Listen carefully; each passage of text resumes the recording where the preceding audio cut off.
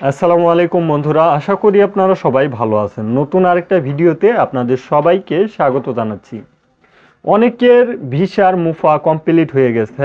আপনারা জানতে চান যে আমাদের ভিসা কমপ্লিট হতে মানে স্ট্যাম্পিং কমপ্লিট হতে কত সময় লাগতে পারে, আর এই স্ট্যাম্পিং কমপ্লিট করার জন্য এজেন্সির পরবর্তী ধাপগুলো কি। আমি যদি প্রথম থেকে শেষ পর্যন্ত আপনাদেরকে এই সৌদি আরবের ভিসার তথ্যগুলো দিতে চাই, যে একজন নতুন প্রবাসী প্রথম থেকে শেষ পর্যন্ত যে কার্যক্রমগুলোর মাধ্যমে একটা ভিসা সম্পূর্ণ কমপ্লিট করেন, এই ভিসাগুলো কমপ্লিট করার মাধ্যমে কিন্তু আপনি ফ্লাইটে উঠতে পারেন।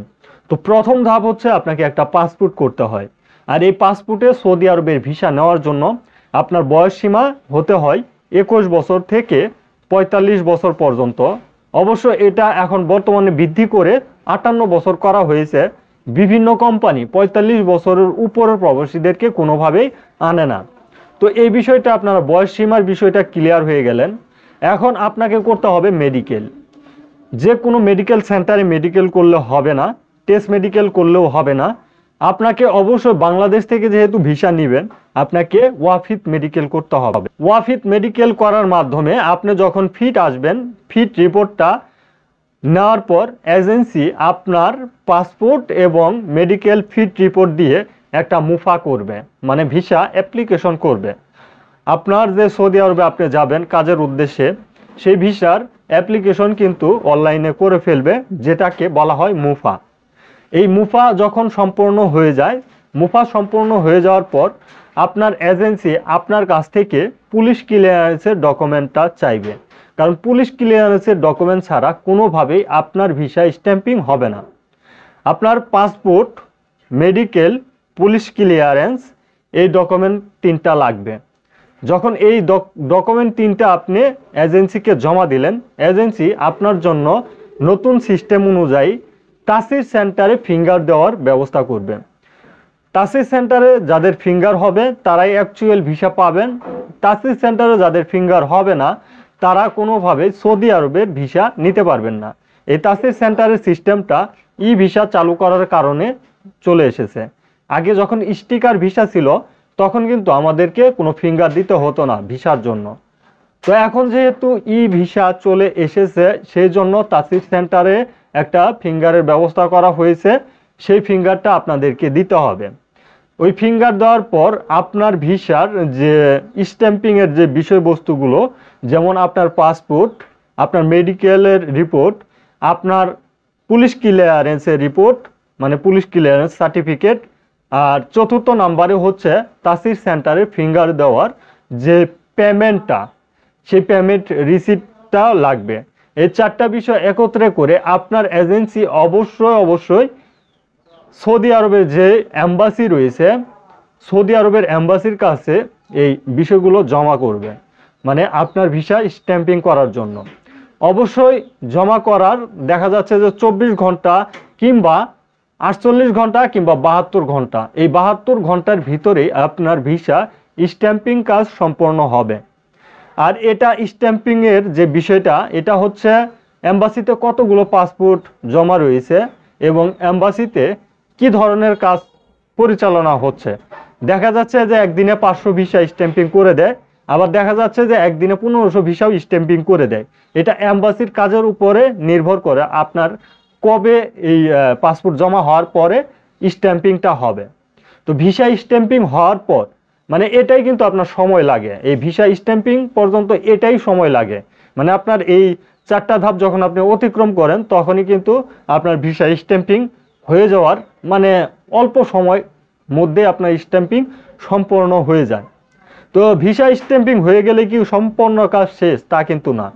আপনাকে অবশ্যই আপনার নিজের জেলাতে 3 দিনের ট্রেনিং করতে হবে। আর এই 3 দিনের ট্রেনিংয়ের মাধ্যমে একটা সার্টিফিকেট পাবেন, যেটাকে পিডিও বলা হয়। আর এই পিডিও সার্টিফিকেটটা প্রয়োজন রয়েছে আপনার এয়ারপোর্ট ক্রস করার জন্য। বাংলাদেশ এয়ারপোর্ট যখন আপনি ক্রস করবেন, তখনই কিন্তু এই পিডিও সার্টিফিকেটের প্রয়োজন হয়। আর এই পিডিও সার্টিফিকেট একটা কারণেই করতে হয়, সেটা হচ্ছে ম্যান পাওয়ার নেওয়ার জন্য। আর যখন আপনি ম্যান পাওয়ার নিতে যাইবেন, সেখানেও কিন্তু কিছু ধাপ রয়েছে।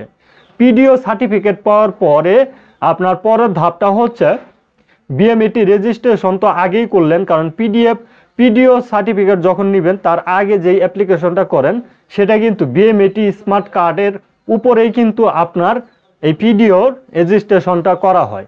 তো এখানে আপনার প্রথম ধাপটা হচ্ছে আপনাকে বিএমএটি রেজিস্ট্রেশন করতে হবে।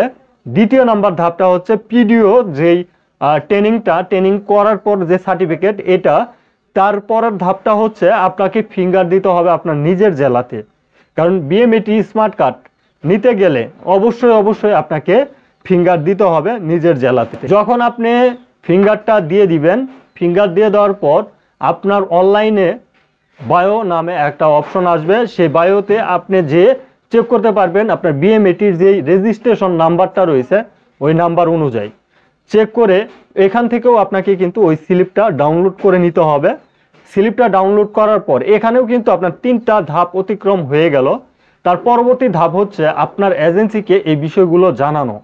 আপনার এজেন্সিকে যখন জানাবেন যে আমার BMAT registration complete, finger complete, PDO training complete, তারপরে এজেন্সি আপনার হয়ে সেই ম্যান পাওয়ার করার জন্য বিএমএটি যে ম্যান পাওয়ার রয়েছে এই ম্যান পাওয়ার করার জন্য অবশ্যই ম্যান পাওয়ার অফিসে সরাসরি জমা দিতে পারে, অথবা অনলাইনে এই ম্যান পাওয়ারের যে বিষয়গুলো সেগুলো কিন্তু তারা জমা করতে পারে।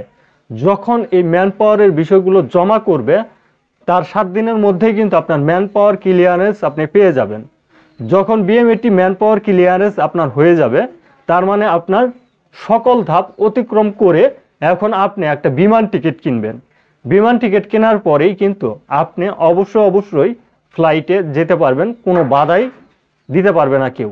কারণ আপনি বৈধভাবে বিদেশে আসতেছেন, বৈধভাবে সৌদি আরবে আসতেছেন। তো এই ধাপগুলো অবশ্যই আপনাদের প্রত্যেকের অতিক্রম করতে হবে।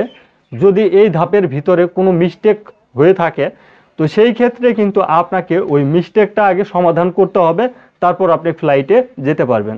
আশা করি এই ধরনের প্রশ্ন যারা করেছিলেন যে ভিসা স্ট্যাম্পিং করতে কত সময় লাগে, ভিসা কমপ্লিট করতে কত সময় লাগে, একটা ভিসাতে ফ্লাইটে যেতে কি প্রসেস মেনটেন করতে হয়, আজকের এই ভিডিওতে আমি আপনাদেরকে জানিয়ে দেওয়ার চেষ্টা করলাম।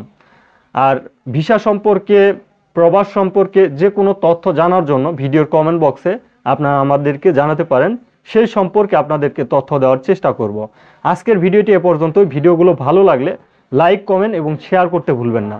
ধন্যবাদ সবাইকে। সালামু আলাইকুম।